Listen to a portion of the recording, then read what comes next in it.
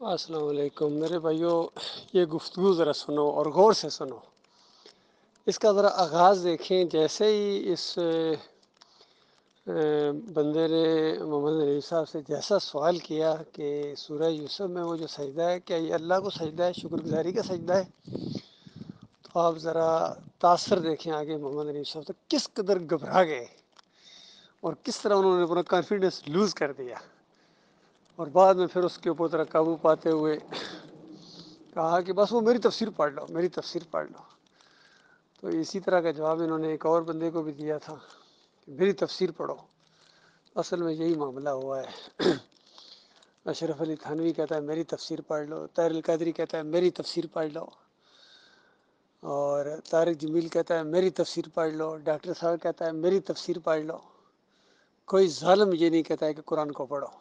قرآن میں کتنی سادہ بات ہے، ایاک نعبد و ایاک نستعین سے بھی سادہ کوئی بات ہو سکتی ہے۔ اس کے تفسیر میں محمود الحسن نے شرک کا انجیکشن دے دیا تھا۔ یعنی اب محمود الحسن صاحب کہتے ہیں میری تفسیر پڑھو، ٹھیک ہے ایاک نعبد و ایاک نستعین ہے اپنی جگہ، لیکن میری تفسیر پڑھو۔ اللہ کے بندوں کو خالص واسطہ رحمت الہی سمجھ کر اگر آواز دی جائے، پکارا جائے، تو یہ بھی ایاک نعبد و ایاک نستعین ہے۔ یہ ہے ان کی تفسیر کے اندر۔ محمد نریف کہتے ہیں میری تفسیر پڑھو، اور اللہ کے بندے کو سجدہ، یہ دراصل اللہ ہی کو سجدہ ہے۔ اندازہ لگائیے، یہ سارے سر پھرے اور سرکشوں نے اللہ کی کتاب کے مقابلے میں اپنی چلائی ہے، اپنے تفسیروں کو پیش کرتے ہیں۔ تو ان کی ساری تفسیریں بالکل اس لائق ہیں کہ ان کا رد کیا جائے اور اللہ کی کتاب کو اوپر رکھا جائے۔ مالک کی بات کے مقابلے میں جس نے اپنی بات چلانے کی کوشش کی ہے وہ طاغوت ہے، اور وہ ہمارا دشمن، ہم اس کے دشمن۔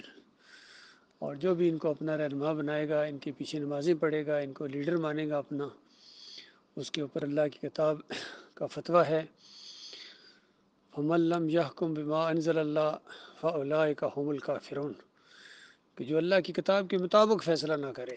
اللہ کی کتاب کی بات سامنے آ گئی اور پھر ان کے اکابرین کی باتیں سامنے ہیں، ان کے امیر کی بات سامنے ہے، اب وہ اللہ کی کتاب کے مطابق فیصلہ نہ کرے۔ مالک فرماتا ہے 1 2 4 5 نہیں، لاکھ کروڑ نہیں، فاولائک، ایسے سارے لوگ اللہ کی کتاب کی کافر انکاری ہیں۔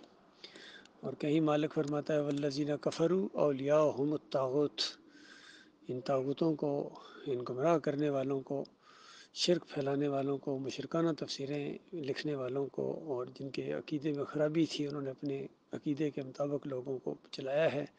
مالک فرماتا ہے جو ان کو اپنا اولیاء اور امیر بنائے اور لیڈر بنائے، کوئی کافر یہ کام کر سکتا ہے، مومن نہیں کر سکتا۔ مومن تو اعلان جنگ کریں گے اس کے ساتھ، پہلے سمجھائیں گے، سمجھتے ہیں تو ٹھیک ہے، نہیں تو للکاریں گے، کسی پر چوٹ لگے، کوئی ناراض ہو، یہ کلیہ ہاتھ آ گیا الحمدللہ۔ تو دیکھ لیجئے میرے بھائیوں کس طرح یہ شیطان نے، پیچھے تو شیطان ہے، ان کی ڈوریاں، ہینڈلر ان کا شیطان ہے، اس نے چھوڑا ہی نہیں ان کو، یقین کیجیے۔ پہلے بھی وار ہوئے تھے، وہ سنبھل گئے تھے، لوگوں نے اس میں ان کو احساس دلایا تھا، خاص کر اعظم صاحب بیچ میں آ گئے تھے، اور آزاد صاحب اور دوسرے لوگ جتنے بھی تھے، اس وقت تو ان کو موقع ملا ایک سنبھلنے کا، لیکن اس کے بعد پھر آہستہ آہستہ ان کے دماغ ایسا پھرنا شروع ہوا اور ضد میں آ گیا، نا کا مسئلہ انہوں نے بنا لیا۔ اور چونکہ ایک دفعہ ان کے منہ سے نکل گیا کہ یوسف علیہ السلام کو سجدہ ہوا ہے، لگتا تو ایسا ہی ہے، کرینے سے تو ایسے ہی معلوم ہوتا ہے، ایسے کبھی کہتے ہیں، لیکن بات بنائے نہیں بنتی۔ اشرف علی تھانی صاحب کہتے ہیں کرینے سے تو ایسے ہی لگتا ہے کہ ہم نبی کے بندے ہیں، قرآن میں بھی آ گیا، سورہ زمر میں آ گیا، کرینے سے تو ایسے ہی لگتا ہے۔ اور محمد حنیف صاحب کو کرینے سے ایسے لگتا ہے کہ یوسف علیہ السلام کو سجدہ ہوا، حالانکہ یہ شکر گزاری کا سجدہ تھا جو اللہ کو ہوا ہے۔ اور جن کا عقیدے میں خرابی ہے، ایمان میں خرابی ہے، وہ اس طرح تفسیر کرتے ہیں تاکہ اپنے شاگردوں سے سجدے کرائیں، اور اب یہ اپنے پورے مریدوں سے سجدے کرا رہے ہیں، سارے جھکے جا رہے ہیں، بچھے جا رہے ہیں ان کے سامنے۔ یہی سجدے ہوتے ہیں، اللہ کے مقابلے میں ان کی بات مانو گے تو یہی ان کو سجدہ کرنا ہے۔ اللہ تعالیٰ ایسے خوفناک انجام سے دنیا اور آخرت میں اپنی پناہ رکھے۔